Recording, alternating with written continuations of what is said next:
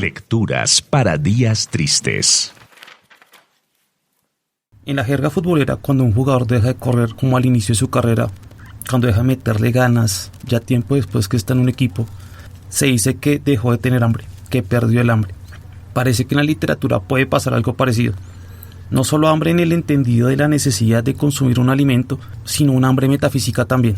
El relato de hoy nos ofrece una perspectiva muy personal con relación a eso. Espero le den la oportunidad de escucharla. Ahí va. Escribir sin hambre. Empecé a escribir por necesidad. Ese ahogo de tener algo que tranca el respirar y que si no se deja salir se puede convertir en una piedra que terminará enquistada en el alma o en los riñones, donde primero suceda. Entonces decidí escribir para desalojar, desocupar, para permitir fluir, para desprender. Y en ese momento descubrí que las letras me invadían, que no me eran ajenas, que me ayudaban en eso de quitar la pesadez de existir e incluso me divertían y me activaban la imaginación. Nada de lo que ahí resultaba era bueno, eran prototipos de historias ya contadas de mejor manera, pero eran mis historias. Apropiarme de las letras y hacer de ellas lo que se me venía en gana. Eso era lo motivante de la escritura en aquellos días en los que mis angustias no superaban el tedio de estudiar o mi mala relación con mis padres. Pero nunca sabremos cuál puede llegar a ser el fondo de las dificultades.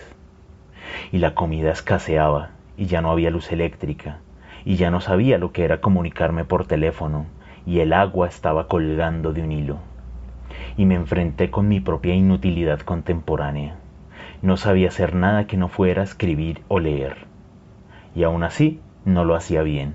Es decir, no servía para nada. La poca comida, la falta de luz y las constantes peleas hacían de los días algo pesado. No ya esa pesadez de la que me había deshecho en los primeros textos. Esta era una nueva, que no podía arrojarla porque sentía que estaba enquistada en mi frente, debajo del hueso. Estaba acostumbrado a comidas frugales y pasé a desayunar y cenar con 2 panes y un vaso de agua.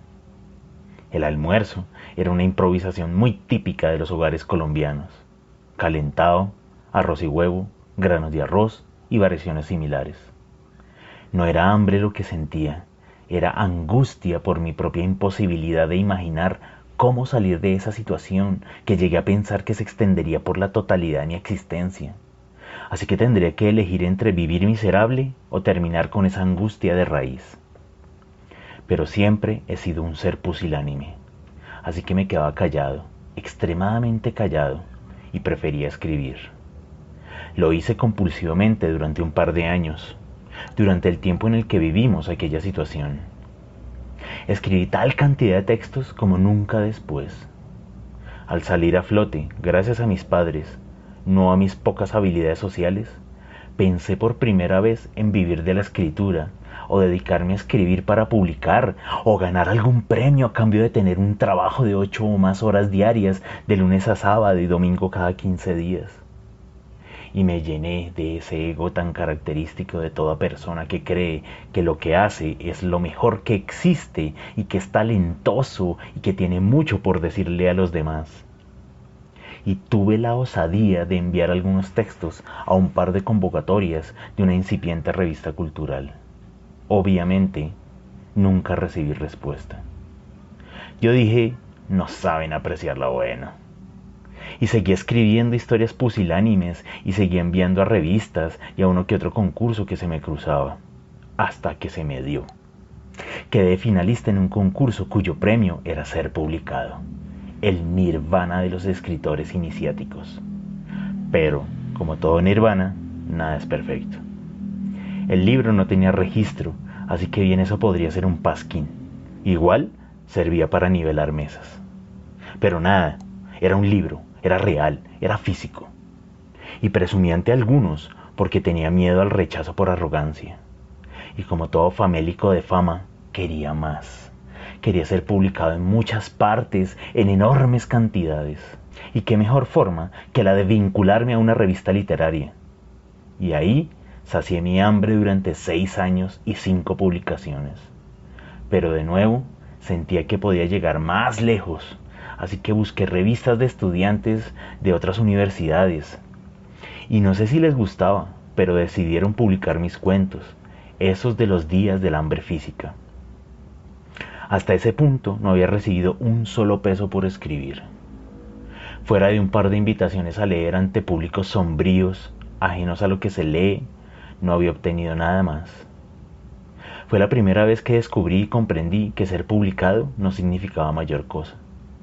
Hay que ganar premios y hay que ganarse el reconocimiento de otros. Bolaño lo sabía. Y seguí presionando hasta que llegaron los premios. No muchos.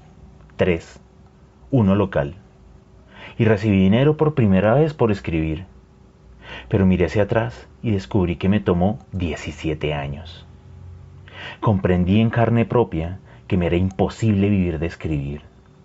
Seguramente moriría de hambre antes del siguiente premio. Por suerte, porque creo que lo fue, me gano la vida dando talleres de escritura. Si no soy capaz de escribir, al menos enseño a hacerlo con decencia. Y eso me ha dado para vivir. Pero también me quitó el hambre, la física y la metafísica. Después de saciada, la escritura se volvió un mero accesorio en mi existencia. Algo que puedo hacer o no. Dejó de ser vital, dejó de ser importante o necesario. Pasó a ser algo accesorio, un mero requisito laboral. Escribir sin hambre es masturbar una flacidez. Si sale algo de ahí, es espuma. Cuando no hay necesidad, aparece la costumbre. Creo que estoy esperando la lesión de la escritura, que me incapacite y me aleje de todo esto.